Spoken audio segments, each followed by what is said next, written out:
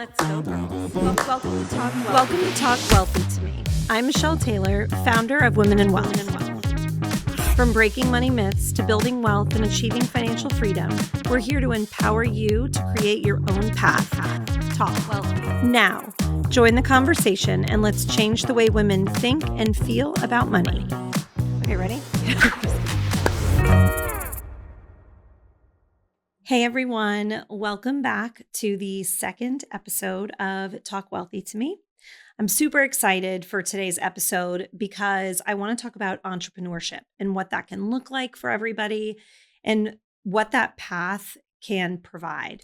So one of the things that I struggle with so much is the advice that we give to ourselves and to the young people in our life about chasing your passion, finding what you're passionate about and doing that for the rest of your life. And although I think that's a beautiful idea, I think that that can be a little bit problematic. And here's why.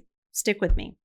So if we're telling somebody that has a passion for something to only pursue that, they may not think through what life will look like for them on the other side. So for example, even with entrepreneurship, somebody may think that that sounds really exciting, but they want to be able to check out at the end of a day and be present with their family whenever they're not at the office.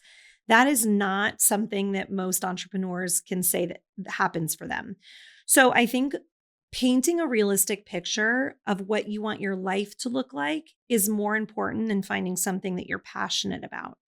I think that if you've got something that you feel really strongly brings you joy, then find a way to incorporate that into your life, but don't let that be the driving force. And as young people going into college or trying to decide what they want to do for the rest of their lives at 18, I think that's a lot of pressure to put on them and can lead to making bad financial decisions. What I mean by that is, let's say that somebody feels really passionate about being in the nonprofit space. Instead of thinking through how they can do that without going to college and taking on a ton of student loan debt, they're just going for the gusto and graduating and not realizing that nonprofit work oftentimes is a little bit of a struggle when you start out. And if you're taking out a ton of student loan debt to follow your passion, you're going to be unhappy with what your day-to-day looks like. So I think that before we kind of dive into entrepreneurship, I would challenge everyone to think through, instead of the passion being the driver, let's let the version of what success looks like for that person be the driver. So with that, let's talk about why entrepreneurship. So for me, growing up, I was surrounded by people that had gone into this space, but also surrounded with people that hadn't. And I think it was really important to have both of those examples because it painted a crystal clear vision of what I wanted. And it didn't necessarily start out as pursuing entrepreneurship, but more about the life and the freedoms that I wanted as an adult. So as I shared in the first episode, growing up, I had my dad as an example who was an entrepreneur and had the drive to go out and build the life that he wanted and had no fear as an example, which was wonderful. I also had my mom who was not as adventurous and was a little bit more risk adverse, wanting to just make sure that she could provide for me and make sure that I was able to pursue the things that I wanted to pursue as a child. She worked a very difficult job and I saw her struggle a lot. I saw the struggle for financial security. I saw the struggle at getting up really early in the mornings and falling asleep right after dinner, and knew that that was not something that I wanted to do. I saw my dad get to do a little bit more. He was more of an architect of his time, if you will. And that's where I saw what autonomy could really do for you as a business owner. It wasn't even necessarily about the money, but more about going somewhere that he wanted to go, not having to ask somebody if it was okay, and really being able to build out his day-to-day while still being a hustler, because entrepreneurship does take that. But it was just a stark contrast. So he always taught me to go after the life that I wanted. And my mom taught me the same thing. They just got there in different ways. So when I think about what success looks like for me, and I think that that's the most important thing, is it's about defining your own version of success and ensuring that we all have the capacity and the exposure to things that will get us there.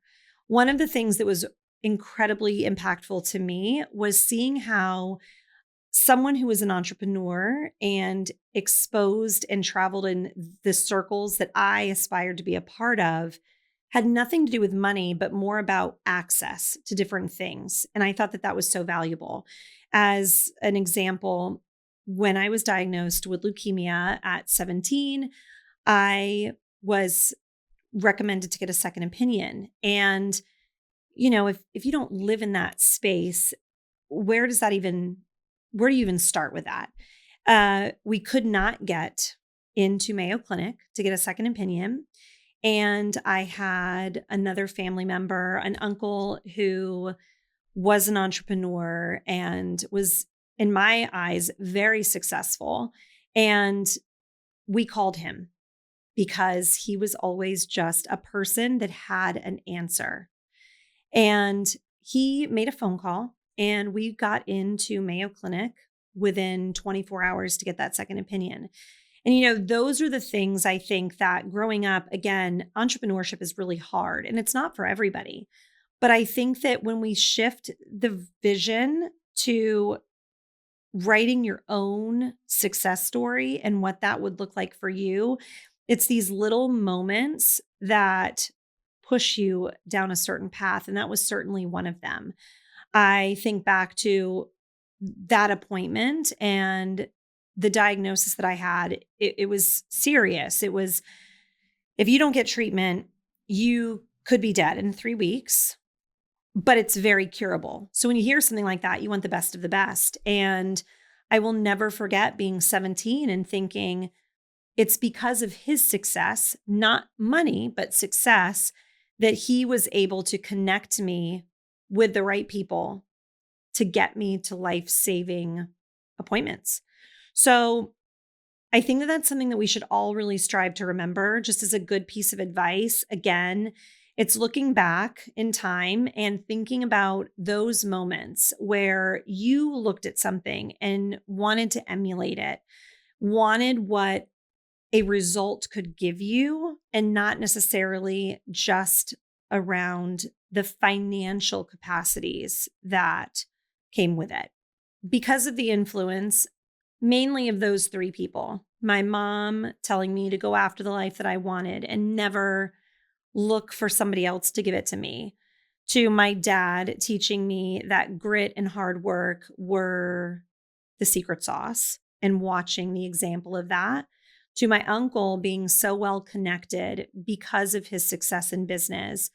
It inspired me to realize that what I wanted was different than what I had always thought of myself doing as an adult. So I started off in elementary education as a major and always felt pulled in opposite directions, but I loved kids. And I thought, I want to be surrounded in an environment where I can coach the cheerleading team and I can be at home during the summers.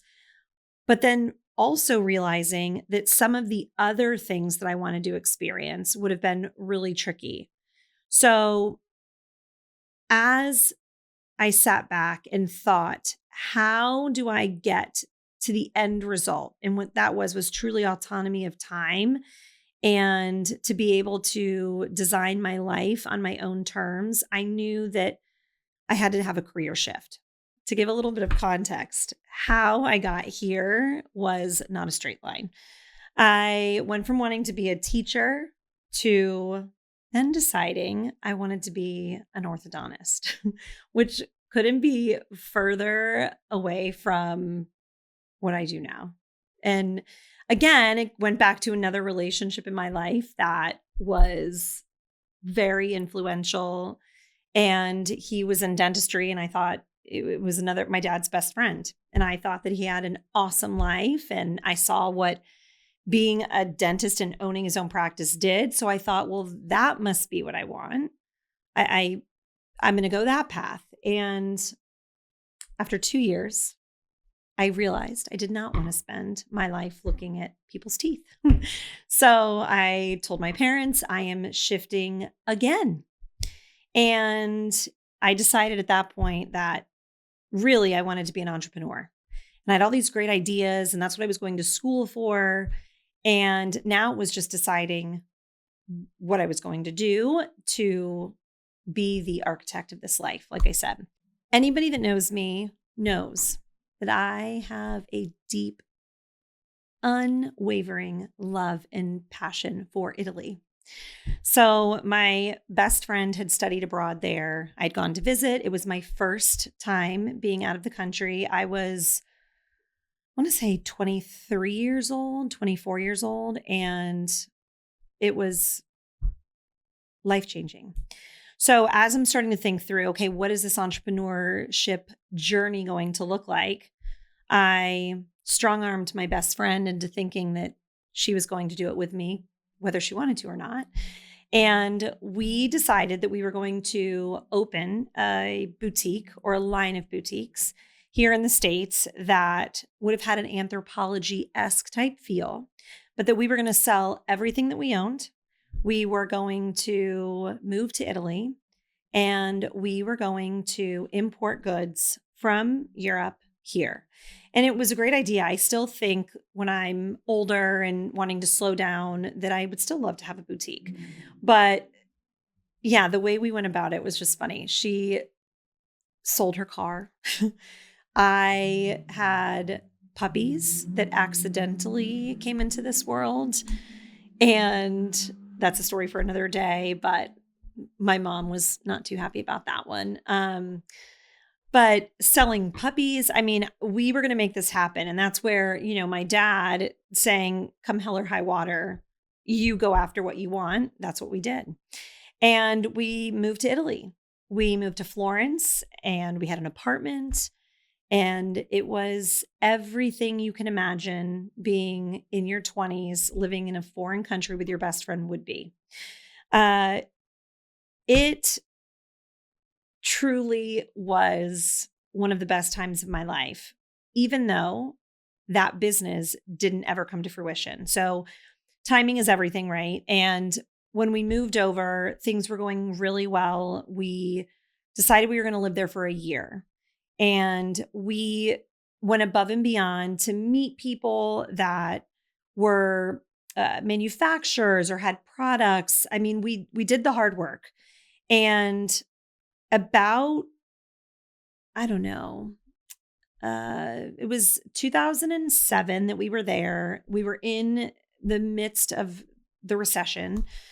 And my dad finally called me and said, you got to come home. In fact, for all of us that are around my age, he said, you are not Paris Hilton. You cannot keep living like this abroad and having this best life. It's never going to happen. And part of being successful in business is realizing when you have to pack it up and come home. So just because of the cost of importing goods into the States, it wouldn't have been a good time. So we came home. But before we came home, and this was, if you listen to the first episode, this is that time in my life where my relationship with money was not healthy. I was still shopping a lot. I loved fashion, always have. And when I realized that we were coming home and this business was again going to have to be another pivot, I decided to shop. And it was so bad, you guys, that I was going to Fendi and Prada and all of these places buying shoes. And that's my kryptonite is definitely shoes. And I remember getting on the plane and coming home with my best friend. And if any of you have ever looked at magazines in Europe, they're a lot more expensive here in the States. And back then, there wasn't a lot of social media or all these outlets. So I was desperate to get home and buy a magazine. And I remember being in Philadelphia airport and swiping a card and the woman saying, it's declined. And so I went through 3 cards and they were all declined. And I couldn't buy a $5 magazine because I had literally maxed everything out. I came home absolutely penniless.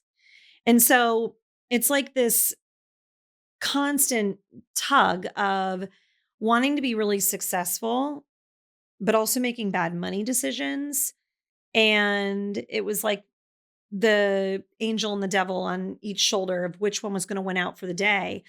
And when I came home, I realized, okay, now that I'm pivoting, now what? So now I speak some Italian. I love fashion. And this is what I mean with going for what you're truly passionate about. I loved being in that space. And so coming home, I had a business degree and no prospects. So I ended up going to work for Prada. And it was a lot of fun, but it was a lot of time and a lot of travel. And I realized that I was living that Sex in the City lifestyle and having so much fun. But again, not really making great money decisions, losing kind of the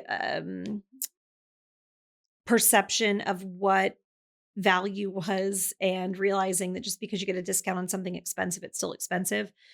So, and mind you, we're still in this recession, right? So, went to work for Prada, and at the same time starting to having these feelings like this isn't it. I love it. There's a part of me that feels so fueled, but this isn't it. And when I was in business school, I had had a class around entrepreneurship, and we had to create a business plan for a product that we wanted to sell. And if you remember back in those days, Christian Louboutins were all the rage. And my shoe loving heart was in it to win it. So one of the things that I saw when I was shopping a lot and in that space is that women wanted something that was going to protect the bottom of their Christian Louboutins, painting it with red nail polish, doing anything they could, because instead of asking for jewelry for an anniversary, they were asking for a pair of shoes they saw Oprah wear. And I realized then that I wanted to solve that problem. And that's where the next pivot started. And I decided that I was going to create a product that would stop Christian Louboutins from losing their illustrious red soul, and told my parents I was pivoting again and was doing it all on my own. With this shift, again, going back to my dad, just building the parachute after you jumped out of the plane and just figuring it out and going after something. It had not served me wrong all those years, and I knew that I could figure it out. So it was super important for me that when I was doing this, that I was doing it on my own. And all of these pieces, you'll see how they tie together to bring me to where I am today. But when you back then were trying to figure out how to build a business, there wasn't as much self-education, obviously online, or access to those things. So the examples that I had had in my life of entrepreneurship were all men. Typically, men are not doing the types of businesses that I was looking to build. And, a window and door company for my dad, mergers and acquisitions with my uncle, the orthodontist. I had no example to follow. And that was a telltale sign for me as well of kind of where I wanted to end up. But I Googled everything. I first step didn't know what I was doing, but I looked up how to draft an NDA on my own. Very limited access to capital. Guys, no money, maxed out credit cards. And I had this NDA, and then I thought, okay, what's the next most important thing? And obviously during that time, it was after, 9/11 hadn't been that long ago and we were in a recession. So I thought, I want to build a product that was made in the US.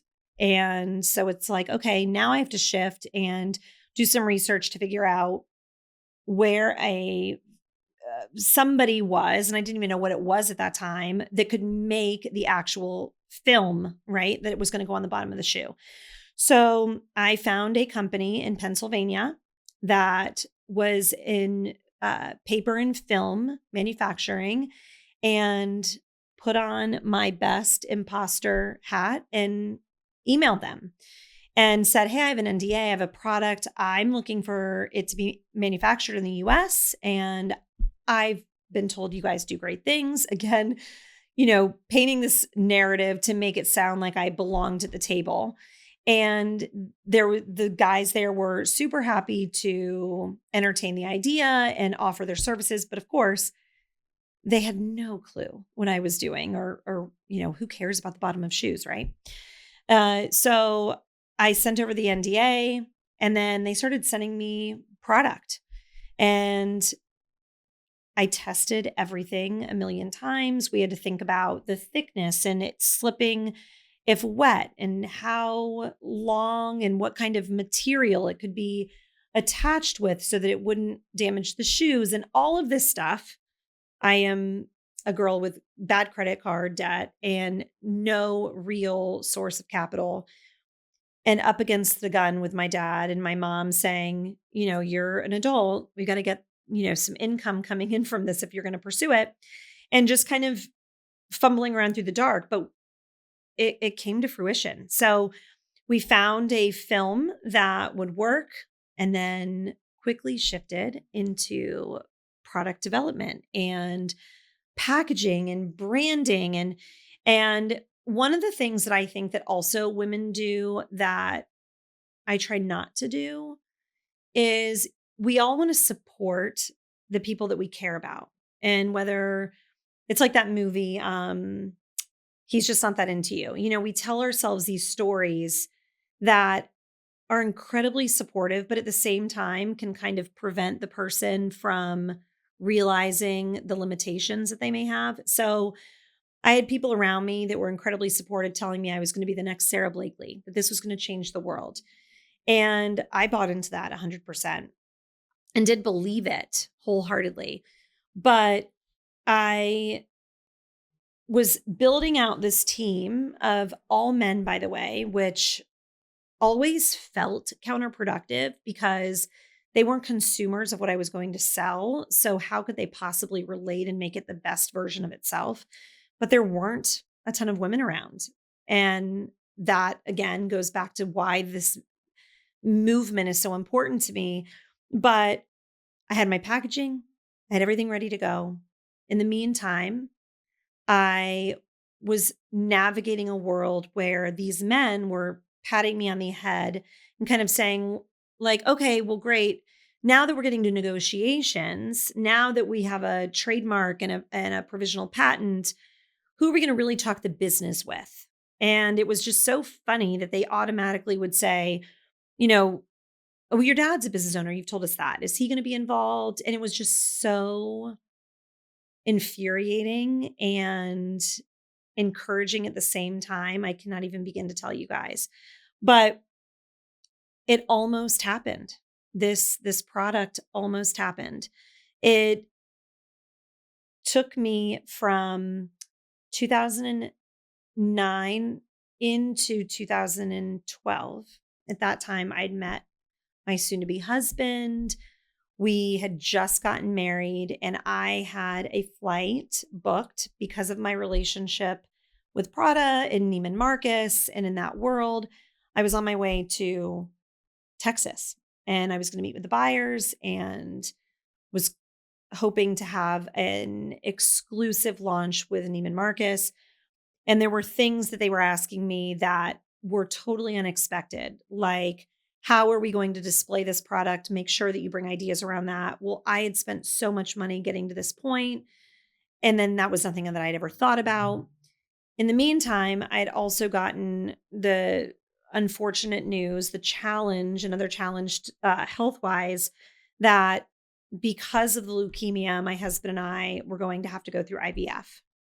So again, thinking about which side is going to win out, it was like, do I put all of my resources towards having this baby of a business launch out of the nest and worry about the rest of it later? Or do I put this on the shelf, come back to it, and focus on having the family that I'd always wanted? And, like I said a few minutes ago, wanting to go in elementary education, it wasn't truly because I wanted to have this undying passion to, you know, teach the next generations, which I give teachers a ton of credit for. But it was more just about that I loved to be around kids. They'd always been a part of my story. Last and final pivot. Now I'm a mom and I'm married and trying to figure out what the next journey would look like was not easy. I knew that I wanted to be an entrepreneur, but I also knew that now I had this family and this other side of my story that was ultimately the most important that I had to be true to. So I went into another very male dominated industry, and I almost did it for that 20-year-old girl that was terrible with money, and went into wealth management and consulting. And in that space, was starting to work with a lot of female business owners and C-suite executives. And it was filling my cup because I was surrounded by amazing women, but I was still seeing this same consistent story of, hey, I don't know how to get out of this credit card debt. Or I'm in a job that I don't want to be in, but I need to manage my money so that I can pursue something different. Or I've done all of the right things. And now what? I'm doing the retirement accounts or the investment accounts, but what is private equity or venture capital, or how do I get into real estate? And no one was sharing the information. And that resonated with the girl that was trying to bring selections to the world because I was in it and I had no one telling me what those things meant. And I was Googling it. And over time, I feel like the vision of truly where my passion, but also my life work kind of came into focus was within this women in wealth community that I'm building now. It is something that I want to be for all women. So I'm still in the wealth management space. That's all part of it, and the consulting. But Women in Wealth is here to blow the curtains back and let women have access to a community of like-minded women, of mentors, of basic financial acumen that we are just not exposed to all the time. And also the more complex and exciting sides of building wealth, which are those deals that are typically talked about over bourbon and cigars or on the golf course. And the world has changed and we're getting better, but we still have so far to go. So my hope in this is that because of my experiences, because of what I had to figure out on my own, because of the terrible money decisions that I made, because of not having female mentors to kind of help hold my hand and lead the way, Women in Wealth can do that. It can provide all of the access to those things that will allow you all and women everywhere to define what their version of success is and decide what wealth looks like for them. And I'm really excited to keep all of these conversations going. So like, share, subscribe, help me spread the word. I am super excited to keep having these conversations, and we'll see you next time here on the Talk Wealthy to Me podcast.